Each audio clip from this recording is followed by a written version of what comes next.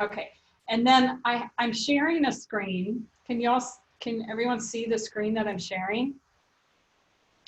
I'm sharing a screen, and what you see down on the bottom of the shared screen with the CC that's, you know, taking my words and typing it out, basically, that's just a function that's built into PowerPoint that you can just turn on, and it functions that way. So I'm doing that because it's helpful to do that when we have online sessions for a lot of reasons.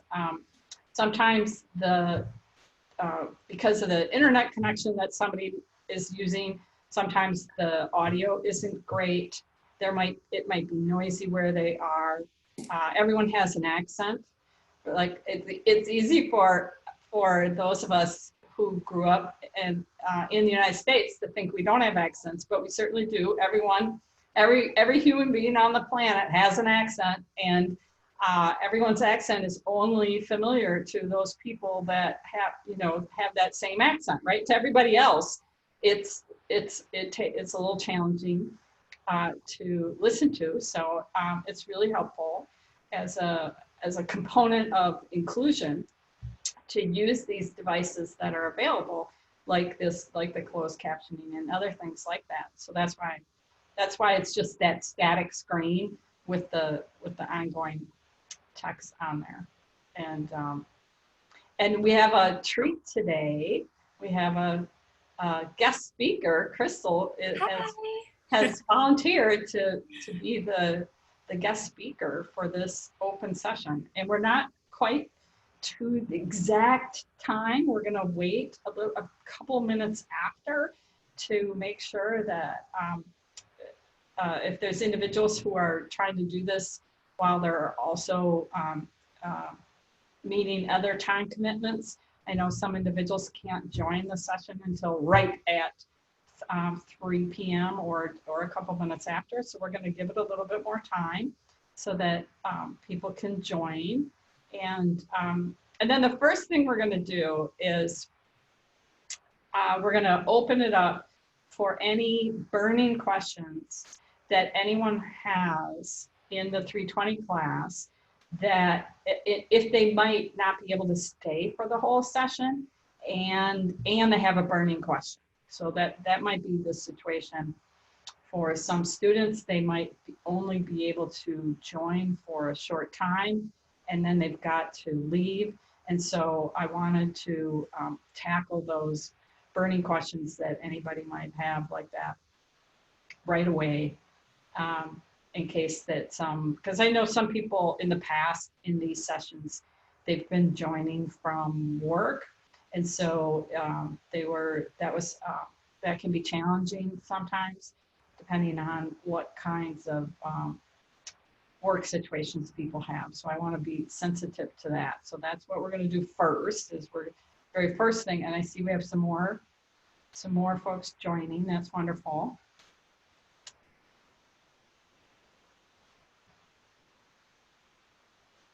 I was trying out some virtual backgrounds, and I like yours, Yvonne. That's beautiful. I didn't even realize it was a virtual background at first. That's a really nice one. It works out well. Thank you. Yes, that is Park Güell in Barcelona, Spain.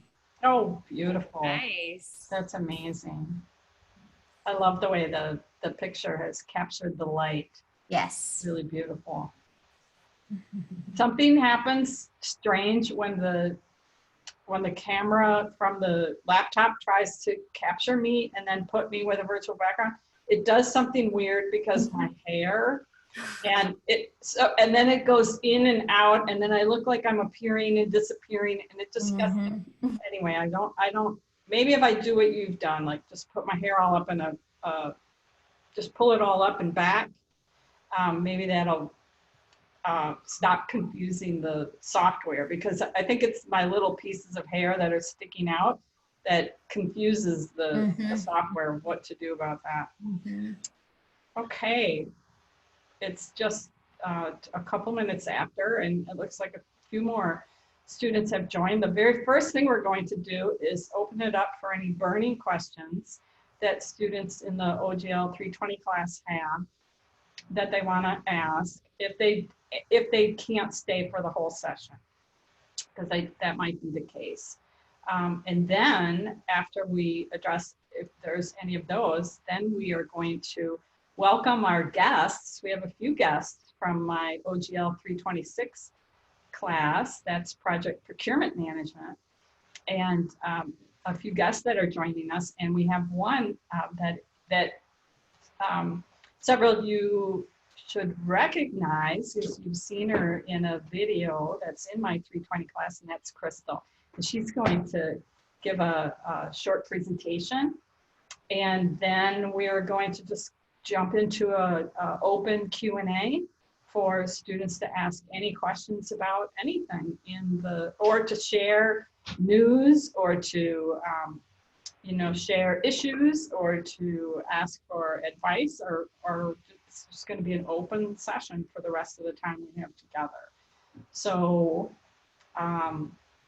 let's do that first thing first. Are there any, is there anybody with a burning question that can't stay for the whole session and wants to get that question asked right away?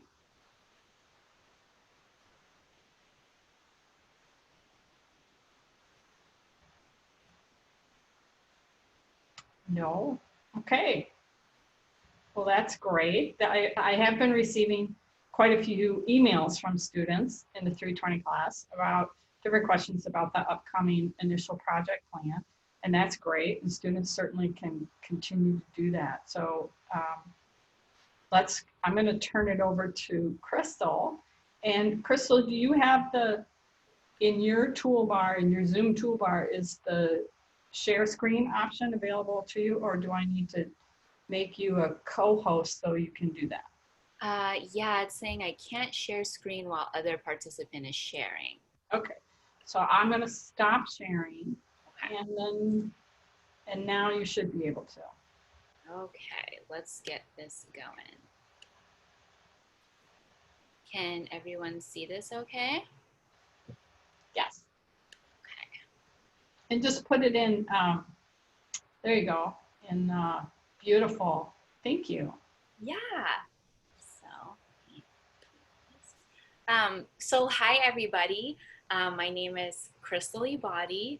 I am a fellow 320 student, and I'm currently an organizational leadership project management student. Dr. Chandler invited me here today to just kind of go over why I chose project management, my current academic and career goals and status, as well as some cool lessons learned that hopefully can shed some insight into what you guys are doing as well. So let's go ahead and get started. So the reason I chose project management, quite honestly, is because of Dr. Chandler's 320 class. I had absolutely no idea what project management was, what it entailed, what the job requirements were. I just took it because I wanted to minor in organizational leadership.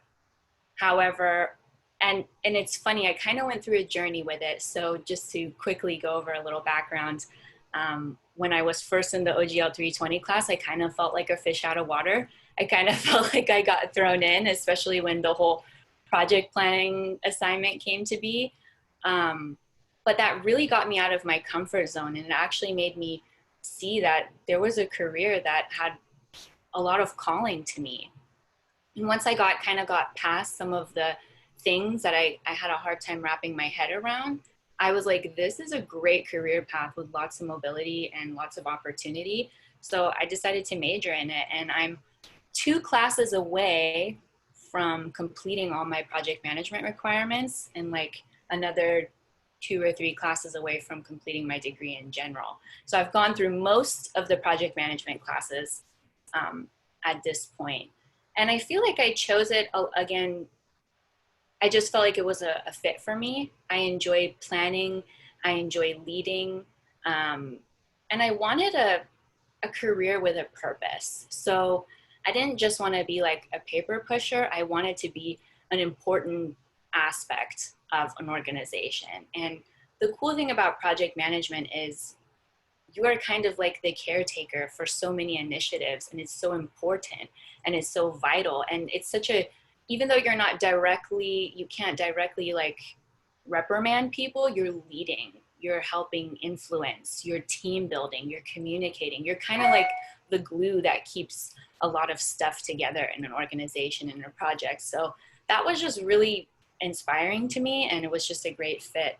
I also researched the career mobility and potential income, and it was nice. So I was like, I could do this. And lastly, I wanted a career that had a nice balance of being a technical role, but also an interpersonal role. So I'm not an engineer, I'm not a programmer. However, I do enjoy a good challenge. I do enjoy technical work.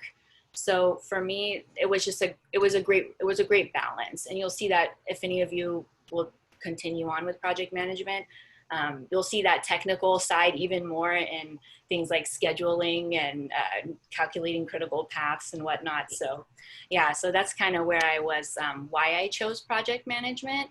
And here's where I am currently, just from one student to another.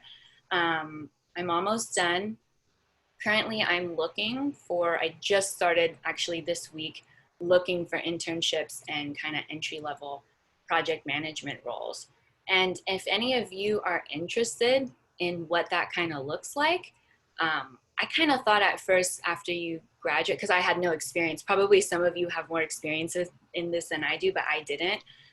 I kind of thought that you just jump into a project management role right after you graduate, but there is a little bit of a ladder that it seems that you have to climb. So the kind of entry-level project management roles are something called coordinators, so junior coordinators, junior project management roles. So that's kind of like what I'm looking for along with internships now. And some companies that I'm looking into are Infosys, Oracle, Deloitte, and Disney. And there's a reason why I wanted to highlight these companies. They're really great for a multitude of reasons. Not only are they pretty big corporations, but they have an awesome training program. So these are companies that will take new graduates and really develop and train them in these more junior roles. So if any of you are interested in project management or even have outside interests in business in general, check them out, because they'll actually take the time to educate you on your role rather than just like throw you in. So Infosys is one that I'm really trying to get in. So I just finished applying to that one. So we'll see what happens. And just as a resource, you can look for internships on Glassdoor, Chegg internships, LinkedIn. I've really been developing my LinkedIn more towards project management, making it like fine too. So yeah, so there's that. I hope that was a little helpful. And then the next slide here. So here's some PM lessons that I've learned. And I wanted to kind of split these up into two sectors. So the lessons I've learned from your specific class and the lessons that I've learned from project management in general, since I'm kind of almost done. So I'll start with your class. So I would say if you're someone like me who has never really had project management background, and this is your first experience with project management, don't feel bad if it feels a little bit abstract.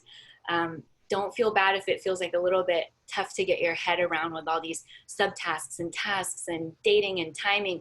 There's a lot of moving pieces, but the more you practice it, it will feel more normal. So one way that I kind of got rid of that abstractness is, again, besides just diving into, the coursework and the material, I sought resources outside of school, which is how I ended up getting on the project management podcast.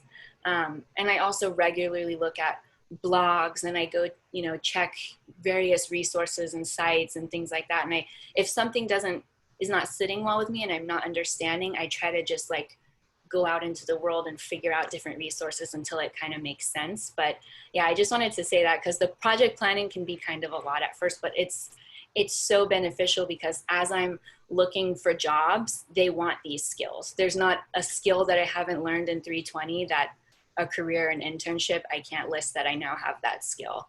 So it's been highly beneficial, in all honesty. And another lesson that I've learned is project management is kind of a learned behavior. As I was just saying, you don't have to come into this feeling like you already like know how to do it. But if you have the discipline to know how to do it and learn it, I mean, it's kind of easy once you get the hang of it.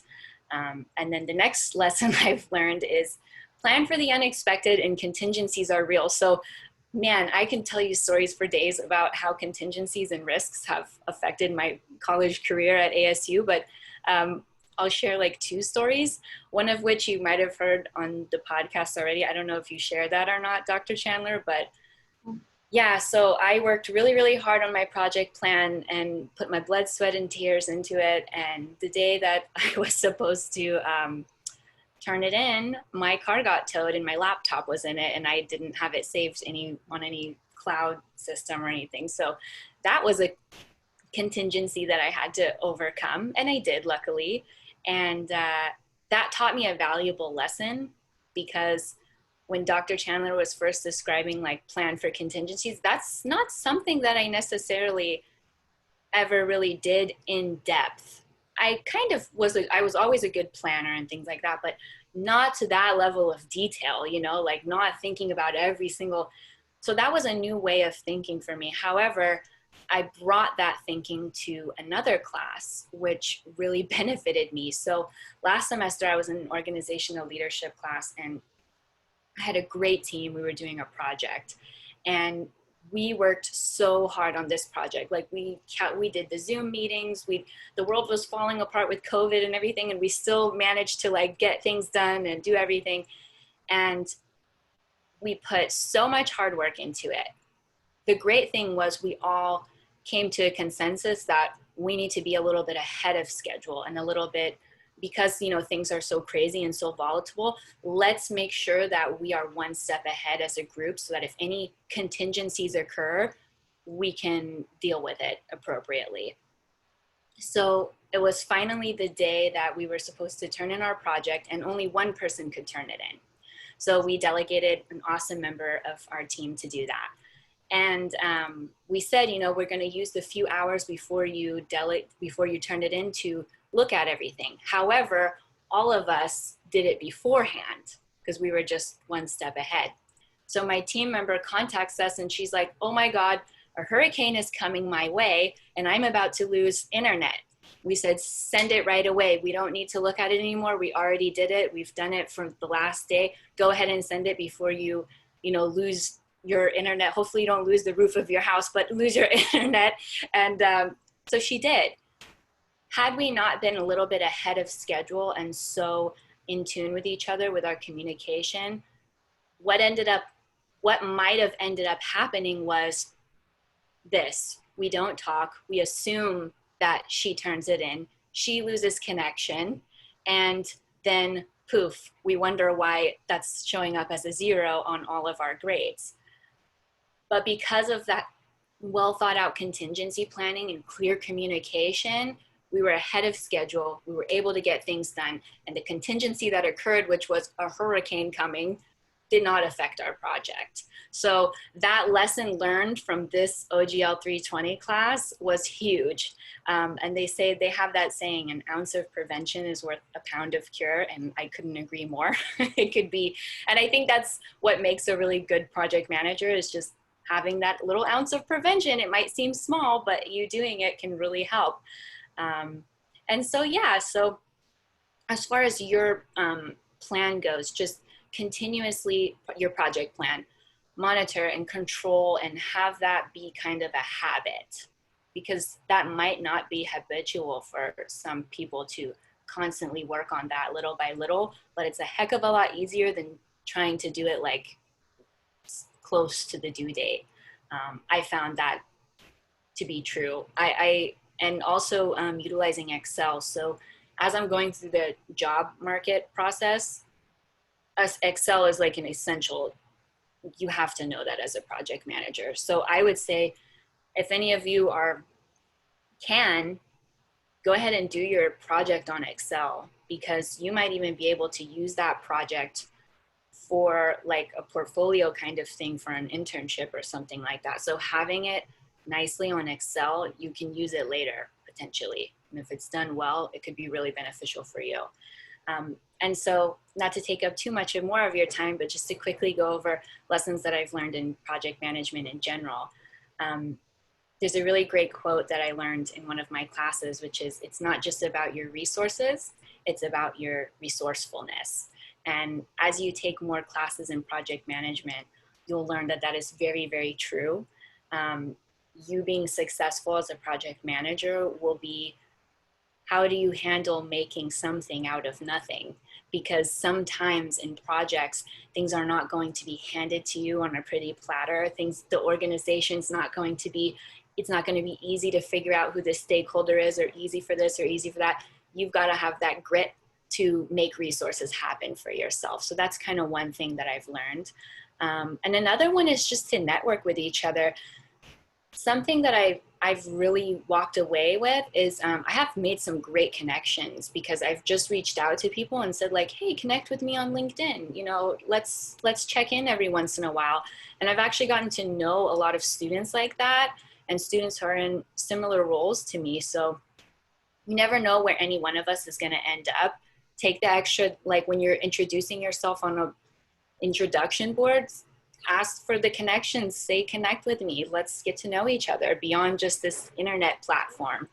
And the other kind of last two is project management is very much about leadership and forward thinking. It's about learning the whole, getting to be really good at the details, but simultaneously good at viewing the whole picture holistically.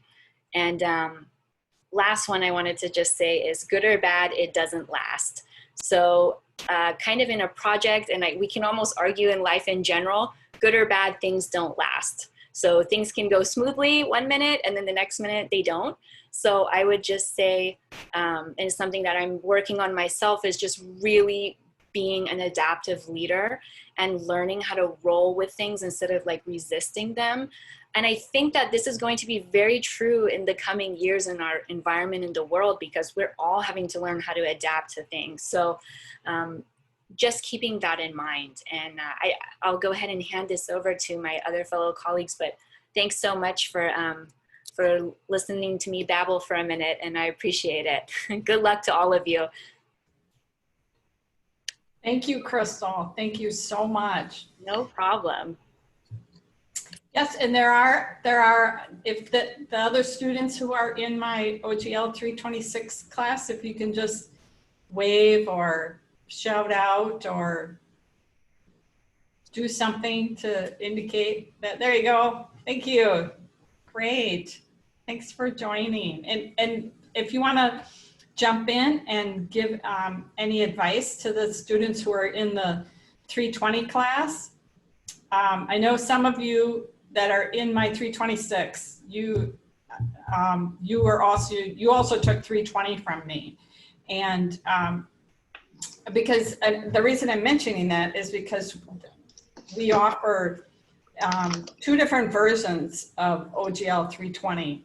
There's the one I teach, and then there's another one, and not all students are taking the same one. And so if you are in the 326 and you took my 320, and if you have any advice you want to pass on to the students, please, we will turn on your microphone and go ahead and offer any suggestions or advice. And don't feel bad that I'm on here. You could say, oh yeah, watch out for Dr. Chandler's blah, blah, blah. She's really particular about that because, and so you get whatever the advice is, you don't have to worry about how it will sound or anything. There's no, I have super thick skin. I can take anything, so. I actually, if I may, can you hear me, Dr. Chandler? Yes, hi, Jerry. Hey, so I actually have a question for Crystal. As much as I want to give pointers on your class on what to do and what not to do, I'm still figuring that out, and I'm on 326. So Crystal, I guess my question to you is, I know you mentioned kind of building a portfolio and stuff as you're looking for an intern job or kind of entry level. Mhm. Have you come across that where you've been asked to provide some examples? Yes, I have. That's a great question, and thank you for your question very much. So I applied for a junior project coordinator role at TikTok, and it had an option to provide sample work. So we're not like UX designers where we have a website portfolio, but just on your own terms, keep your good work, because sometimes for internships in some roles, not all, you can have an opportunity to provide work that you've done to showcase your project management skills. And I actually showcased my project plan that I did for this class. That's awesome. Yeah, Yeah. that's good to know. Yeah. Dr. Chandler, anything to add to that in terms of being prepared and having things in place to present during an interview or a job opening? That's a great, yes, please, Dana. Yeah, just as a background, I've actually been a project manager for some time. It's embarrassing to say I've been at it since 1997. And That's I awesome. go back and forth taking classes. This is my second class with Dr. Chandler. And I took my first class about 2017 with you. And what I occasionally do is just take these classes. I'm lucky I can take these classes because my wife works there at ASU. So my pricing structure can be a little bit more appealing than most other people. But what I found useful through my career is to build that portfolio as Crystal was speaking of. And I started my career as a full-on just doing project management when I got a job at Anderson Consulting, which eventually turned into Accenture. And you get projects like crazy that you can build on. My resume, I have learned that most people's resumes and CVs look like here's what I did this year, here's what I did the second year, or what have you. But my resume resonates with the projects, the ideal engagements that I've had. And of course, they're somewhat chronological, but I am engaged in multiple projects at one time. So I get to pick and choose which ones are kind of the best ones for me. And I put that in my resume. And my resume looks mostly like an engagement listing. And that's where it becomes useful to, as Crystal said, to build a portfolio. And the other piece that's really important is building a network of support structure behind you or around you. I have taken classes primarily to obtain contacts. I've gotten certifications in Waterfall, Scrum, in Six Sigma. And while you're doing those things in your career, grab that business card and build a habit of every 6 months sending an email to those people that you've met and say, hey, what are you doing? Or these are the projects I'm on. Or even if you have, you really have a problem, go out and reach out to them and say, hey, I've got a problem in this project, even if you don't have one. Only just so you can continue to kind of refresh those relationships, because the day you run into a project that you have no clue how to handle, you're going to need those guys to come up with ideas. And sometimes you don't want to be working. You don't want to go to, for instance, your PMO. If you're working in a large corporation, you'll have a PMO. You don't want to go to your PMO and say, hey, I don't know how to do this, mainly because, you're supposed to know. I know it sounds kind of counterproductive, but you get that job because you're supposed to know, but then there's no way to ever really know everything. So that's when people outside your circle at work are very beneficial. One of my very dearest and closest friends is a construction project manager for a very, very large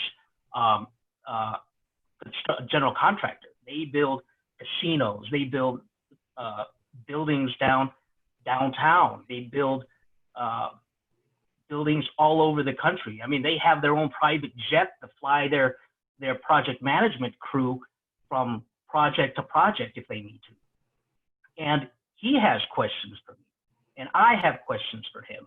And they're not the same industries. I'm an IT consultant. He's a construction project manager.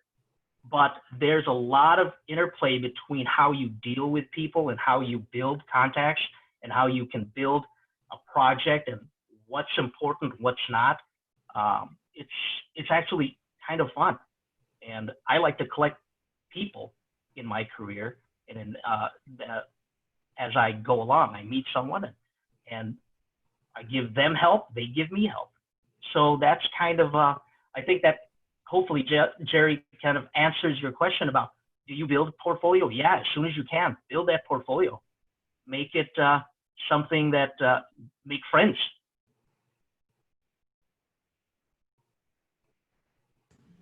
Thank you, Dennis. That was fabulous.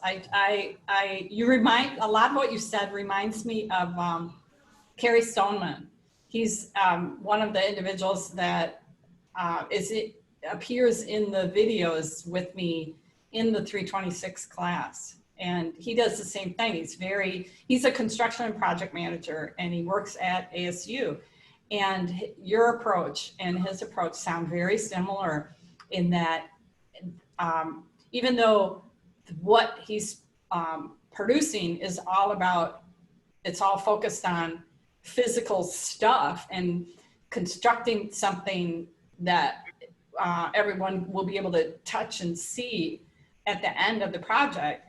What he's really focused on is relationships, and it's the relationships with all the people in his network that are the most important to him. And he talked about that in those videos that I had with him. So thank you for that. I really appreciate that. And the focus on building a portfolio. I had the good fortune to, before the COVID-19 epidemic really hit the US, at the end of the calendar year holidays last year, I got to spend a good deal of time in Wisconsin visiting family and friends. And a friend of mine there works for the public broadcasting system in the state of Wisconsin. And she and I were talking, and she was explaining to me that what we call a project manager, they call a producer in the production of television industry. The responsibilities that we see as that a project manager has, that's what a producer does in her industry. And she was telling me about some of the challenges that she faces in her industry when they are looking to hire junior producers, because there's a myth in that industry that those individuals are supposed to that producers are supposed to be the creative ones coming up with all the content for whatever it is that they're producing. And she was explaining that no, that's not what they expect producers to do at all. Producers are all about schedules and budgets and stakeholders and managing and planning for contingencies and risks and all of these kinds of things. Those are the primary skills of a producer. But that there's this myth that exists in her industry that thinks that producers need to know how to work cameras and sound systems and booms and all that sorts of technology. And they don't need to be experts in that. They do need to have all these skills about how to manage projects. So that was a fascinating conversation, which, and that's true of the term project manager. It does have that set of skills and being able to do that it doesn't always have the job title of project manager in different industries. Can I add on to that? Please do.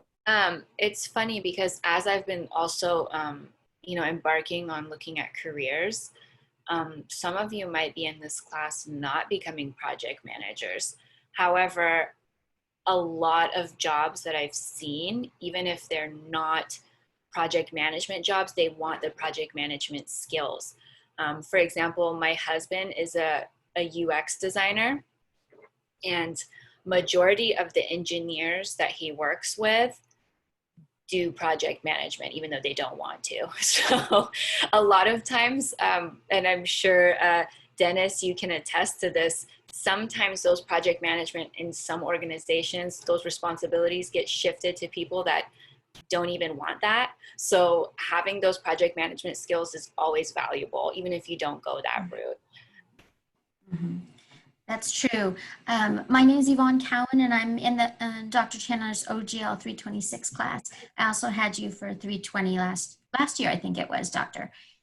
And I'm also a senior getting ready to graduate with ASU. I am currently in a project management role. I work for a healthcare management company.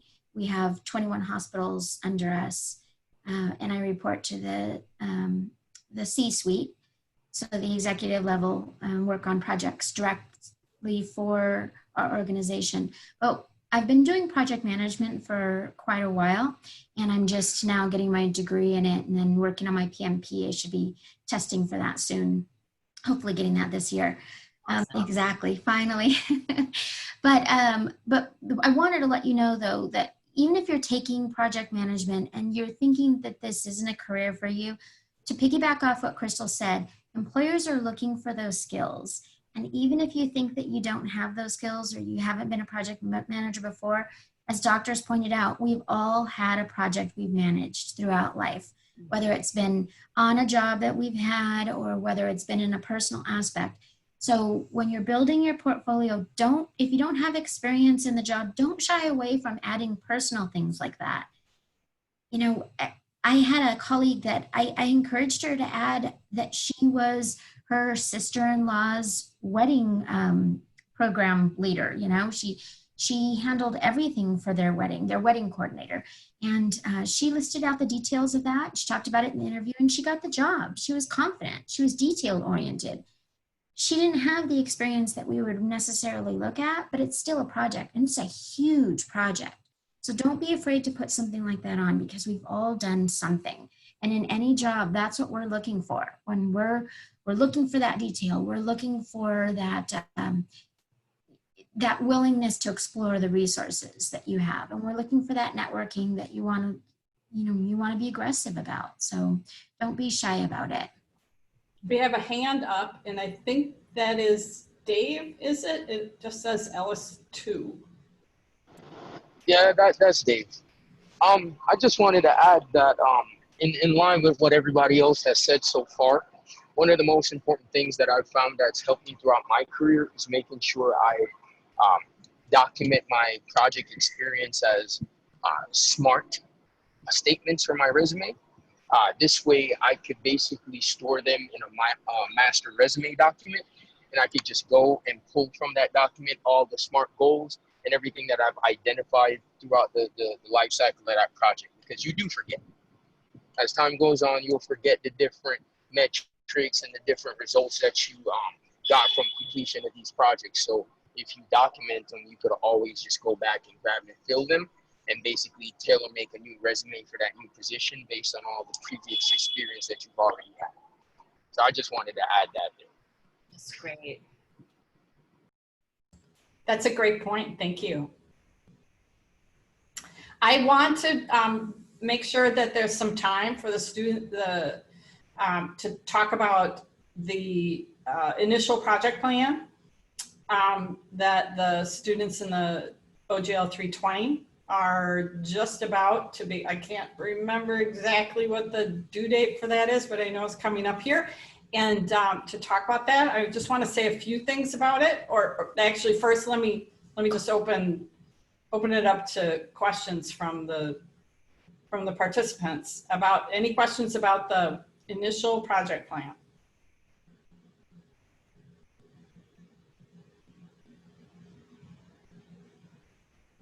Okay, So I'm going to list some things that students have typically asked about the initial project plan. One question that I get a lot from every time I teach this class is, what format does it need to be in? And the response is always the same. The format doesn't matter. There's no points to be earned for the format. You can put it in any format you want. You can use any tool you want. You can use any software. You can use anything. You could sing it. You could create a song and play, I don't know, the piano, or play the drums, or no music, and you could just sing your entire project plan. Now that would be really challenging to actually do. But I offer that as an example to point out how it does not, the format, there are no points to be earned that are related to the format. So it's completely up to each student to decide what format they want to put it in. Now, most students do choose to put it in a tabular looking format, whether they use Word or they use Excel. Some students use a project planning tool that they already use. Some students they want to explore project planning tools that are available, so they get a trial subscription to one and they use that. All of those options are totally okay, but the format, there's no points related to the format. So that is entirely each student's choice. Some students have done it in PowerPoint.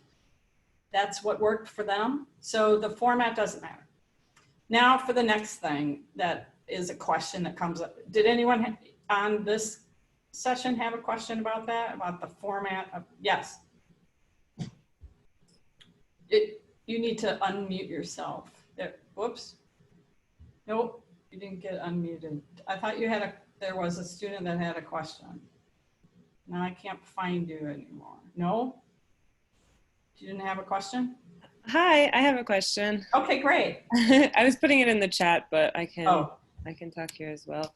I'm sorry. Somebody asked, do I have a link to send out with example? Nope, I'm not going to send examples because the format doesn't matter. There's no points associated with the format. So what does that mean? If you're not going to get any points on it, how much time should you invest in it? More or less? That each student needs to decide that. So I'm sorry, you had a question and you just show up as Oil Life. So can you tell us who you are? Oh yeah, I'm actually one of your students. This is Courtney. Hi. Hi, Courtney. I'm in OGL 320 and I'm quite confused as to what the products actually are. Great. I'm glad you asked that. It's as if I paid you. Okay. That was the next thing I was going to launch into. Okay. So in the instructions, it says that to know what the products are for any project, you look at the agreement that exists between the project manager and the client. And so the agreement that exists between the project manager, you all, and me, your client, it's not called a contract. In our situation, it's called the syllabus. The syllabus is the agreement that exists between a student and the instructor. So when you look in the syllabus and you look at all the things that have a due date, because that's how you know that is something that you have to produce and deliver to your client, right? You know that because it's got a due date on it, right? And you're getting paid for it, you're getting paid in points. So when you look at the syllabus and you look, where are all the things that I, the project manager, am required to create these things and deliver to my client? And they're all listed in the syllabus. Now, the next question that usually comes is, really, Dr. Chandler? There's a lot of things on the syllabus that have due dates. I'm supposed to, all of those are products? Yes. Those are the products that you're producing from your project, lots of them. And so here's a myth that some students hold on to. I don't know where they get this from, but they come into the class thinking that a project exists to only create one product. And that's not true. Lots of projects create lots of products. And this one does. This project that you are managing, it is there, it exists to create lots of products. And that's normal. And all of you have already created many of these products, and you've already delivered them, and you've already completed the tasks and the subtasks. So from that standpoint, it's going to be quite easy for you to document what the tasks and subtasks were because you already did them.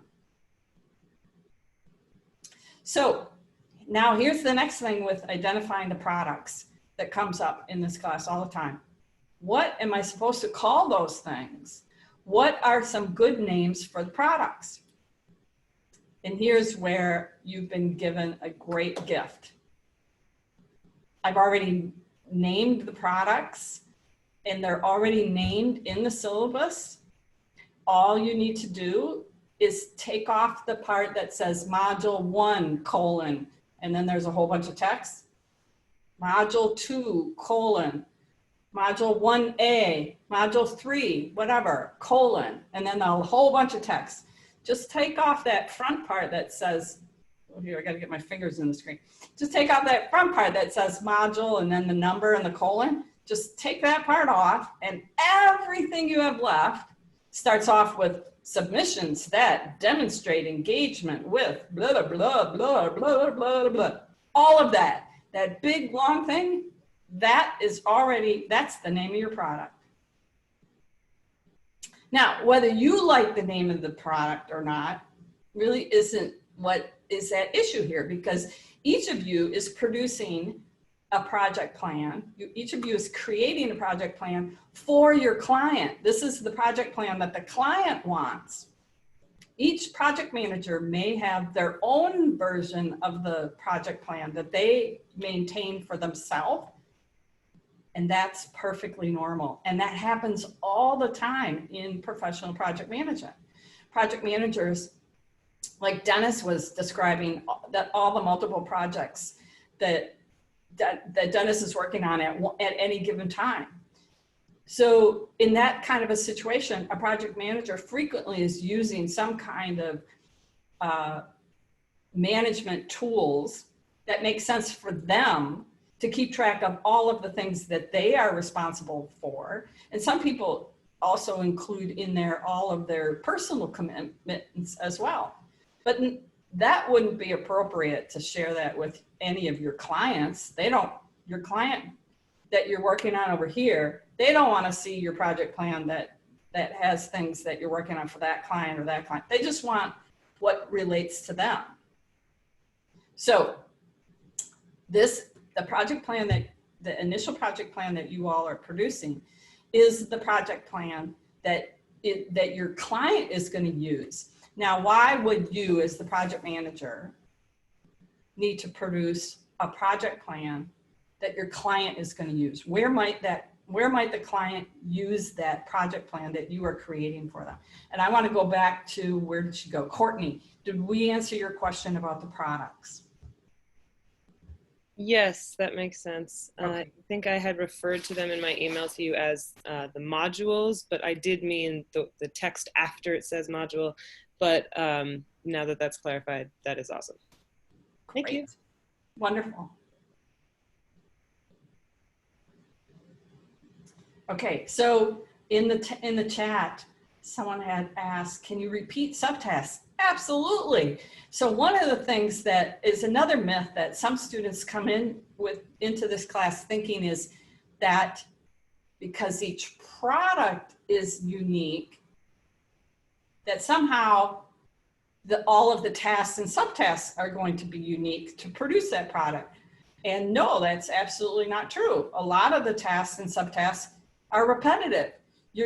When you're in there reading the text in perusal and making your decisions about where you want to place your annotations and which students' other comments you want to read and comment on, and how you are creating your entries into perusal, you probably are using your strengths, for one.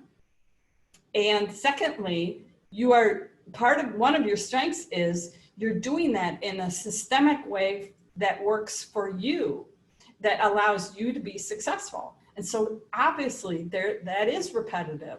And so all of the products that get created and delivered in Perusal that show up in your project plan, they could have the exact same set of tasks and subtasks.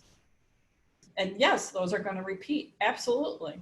And that is going to demonstrate your understanding as project manager of how you can, how you're going to, how can I say this? A little bit, you achieve a little bit of some economies of scale, right, over time. Because let's say a student, this is the first time they've ever used Perusal. So by the time by their last assignment in Perusal, they're going to have gained all that benefit of having used Perusal all up until then. And so by having those tasks and the subtasks show that repetition, that demonstrates your understanding of that's a normal thing that happens on projects. And then you have some products that you are creating and delivering in PlayPosit. And there again, you could have some repetition across your subtasks. Absolutely. Okay, so then a student was asking in the chat, a product is not considering a subtask, correct. So a product is a thing, it's an object, it's a tangible, actual thing that is, and the way that we provide labels for things is to use nouns. And a subtask, tasks and subtasks are both, those are actions. The tasks and subtasks represent the work that needs to be done. And we represent those using verbs. So that's correct. A subtask is not a product. Absolutely. And the project is the entire course. And then what do you do for each of what would be the tasks and subtasks? So the tasks and the subtasks are up for each project manager to define. So, and why is that? That's because the way I go about, now, so I could explain to you, I could have, for how I could create my products in Perusal, the actual tasks and subtasks that I am completing could be drastically different from the ones that every single one of you on the call today are, the tasks and subtasks that you do to complete that product from your project. It could be totally different. So it's up to you to define what the tasks and subtasks are.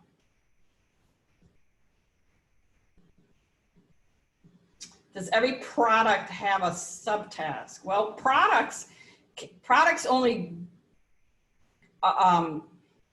result from some work that gets done, because the product is the thing, right? And those products don't exist unless you do some work to create them. So what is the work you did and are going to do to create those products? And you document all of the work as tasks and subtasks. And so all the students on here are going to realize there are some products in the project that can't possibly have really detailed subtasks. One of them is the academic integrity agreement. That's one of the products. Students earn a small number of points for having completed that, and all they were required to do is state the date that they read the academic integrity agreement. There aren't any more subtasks that we can come up with for that. So for that one, because it was so basic, that's not going to have a lot of subtasks. But for all of the other products that you're creating that are a product of your intellectual production, there's all kinds of things that you are doing that I don't know what you're doing, and your fellow students don't know what you're doing either. So don't be shy. Here's another myth that students coming into the class think. They think that their project plan should read like everyone else's project plan in the class. And that's absolutely not true. except for the product names, because those need to be the same across everyone's project plan, and the due dates, those are all the same, right? But the tasks and subtasks could vary widely, because what you do specifically to produce these could be very different from what the next person does. Is this discussion a product? Ooh, that's a good question. So I give a lot of leeway. A lot of students include things as products in their project plan that they aren't actually receiving points for. So technically the answer is no, because because the only students who are receiving points for participating in this live discussion are the ones who are in the OGL 326 class. They're earning extra credit points for participating in this. But the students who are in the 320 class who are participating in this online conversation is going to tonight, I will take the recording, and I will turn it into a video quiz, and then your work to complete that video quiz, that will be a product. Does that make sense? Only when it says do. Yes, that's it. Courtney was asking it. Yes, see, that's the key. Products that you are required to deliver to your client will have a delivery date, right? Because how else could you deliver them to your client if they didn't have it, right? So that's what you look at and this kind of question comes up on real life projects all the time. It's like people are asking, well, is that something we have to deliver or not? Is that a deliverable? Is that a product? Yes. Is it? No, I don't know. The client asked for it, but it's not on the contract. Ooh, that's when you get into some confusion, right? Like you had a meeting with the client, and the client said, oh, can you send me that in 2 days? Is that actually a product? Is that a deliverable? Are we getting paid for that? Is that a new deliverable? Did they just add something to the project? Yes or no? We don't know. That's why in the 320 class, that's why we are so finite and so precise about all of these things, because these are like foundational things about project management, is having your antenna up all the time. Is that a product? Is it? Yes? No? Does it have a delivery date? Is it in the contract? So, because those are key questions that project managers, even seasoned, experienced project managers, have these issues come up. Okay, how do you measure quality of products in the course? Okay, so there's for several of the major products that have a lot of points associated with them, they have a rubric, and the quality criteria are detailed in the rubric. Very clearly specified everything that needs to be there. For the other products, like the ones that you have to produce in Perusal, or the ones that you produce in PlayPosit, let's take those. Let's take the video quizzes, for example. The way the course is set up, the course is structured so that every student can succeed. The course is, the video quizzes, they're called video quizzes in PlayPosit, but they're structured so that when you come to a question and you provide a response, and then you get feedback that your response was not the one that was indicated as the correct one, you have the opportunity right then and there to back up, and so you could be thinking, what the, and then lots of those letters that are above the numbers on your keyboard, right? It could be a word that is spelled that way. What the, and then you have to rewind and, oh, I see what the point was. Okay, I see. And then you make another selection and you get your response is marked as correct. And then if you get through the entire video quiz and you didn't do that for a couple of them, at the end, you get the opportunity to redo the entire video quiz. And you can do that as many times as you want to earn the score you want, because the objective of those is student learning. It isn't testing students. The objective of those video quizzes is for students to learn those concepts. And so those video quizzes are really simple. They're almost simplistic, right? There's some that are cartoonish and whatnot, because they're taking They're taking just one concept and they're really zeroing in on that to make sure that students understand those concepts. And then those concepts are used in other places of the course, right? And students are expected to put those all together and demonstrate that they have done that in the other products for the course. So the measure of the quality in the video quizzes, all those video quizzes have right and wrong answers, and you get the score right away, and you get the opportunity to improve the score if you want. In perusal, the quality is measured in, there's about 20, I want to see how we're doing on time. Oh, we're getting really close. I'm going to stop right there just so that I can ask, because there might be individuals who have to drop off the call right at 4 o'clock, and I want to respect their time. And I want to also open up the floor if anyone has any other questions about the upcoming initial project plan.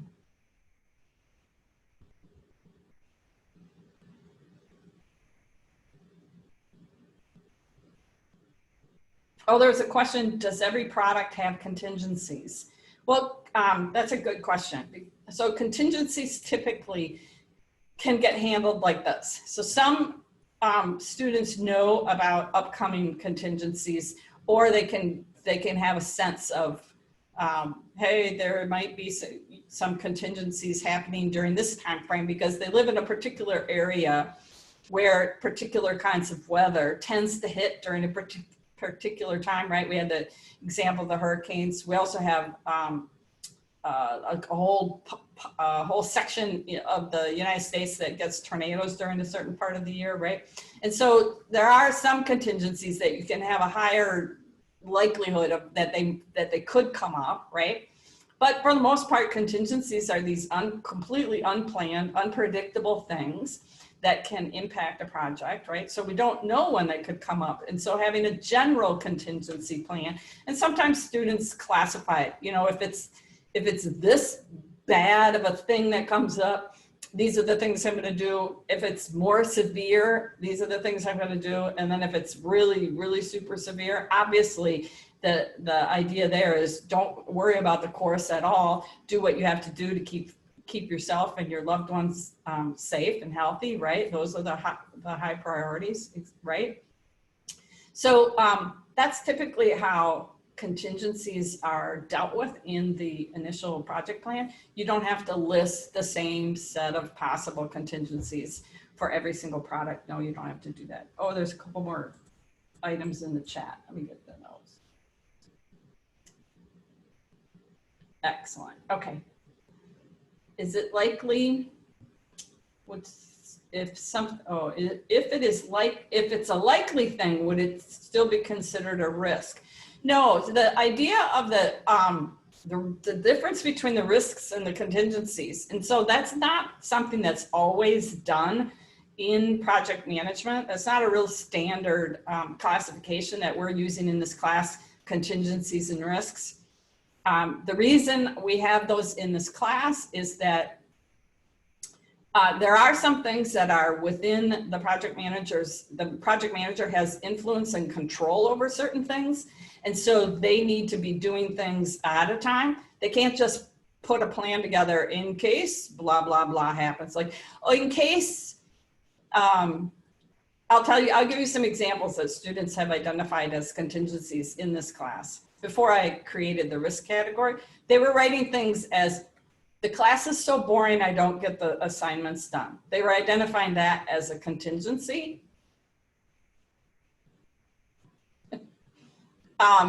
I procrastinate too much, right? Like they're identifying all these things out, and I was like, well, we got a problem here, okay? Because those are clearly not contingencies. Those are not things that are outside the student's control. Those are not unplanned, unpredictable things. So to make things really super clear, I came up with the category I call risks, contingencies. We could call it unpredictable contingencies and predictable contingencies, right? We could come up with some other language, but that's the language I came up with. And risks for this class, risks are things that the project manager has influence and control over. And absolutely, the project manager has influence and control over whether they get so bored with the class that they don't get their work done, or that they procrastinate too much and they don't get their work done. All of those things are under the project manager's influence and control. And so there are other things on real world projects that is within the project manager's influence and control. And then there's other things that are completely outside their influence and control. And so that's how we draw the distinction between what's a risk and what's a contingency for this particular class. And that distinction, whether it's within my influence and control as project manager, do I have any influence at all whether a tornado hits? No. Do I have any influence at all whether I don't have the personnel that's necessary on the project that I'm managing at the time when I need it? I probably have a little bit of influence on that. Not complete control all the time, but I probably have a little bit of influence on that, right? And so if I have some influence and control, there are things I need to be doing and not just wait for those things to happen and negatively impact my project. There are things I need to do to mitigate those risks ahead of time. So that was a great question. All right. Well, we're just a few minutes over. I want to thank everyone for coming. And I just want to open it up again. Does anyone have any comments, questions?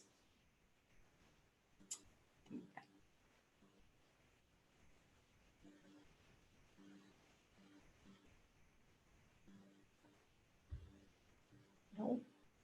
Is that a clapping your hands or is that a raising your hand? A student has one of those symbols. That was Thank you for the forum.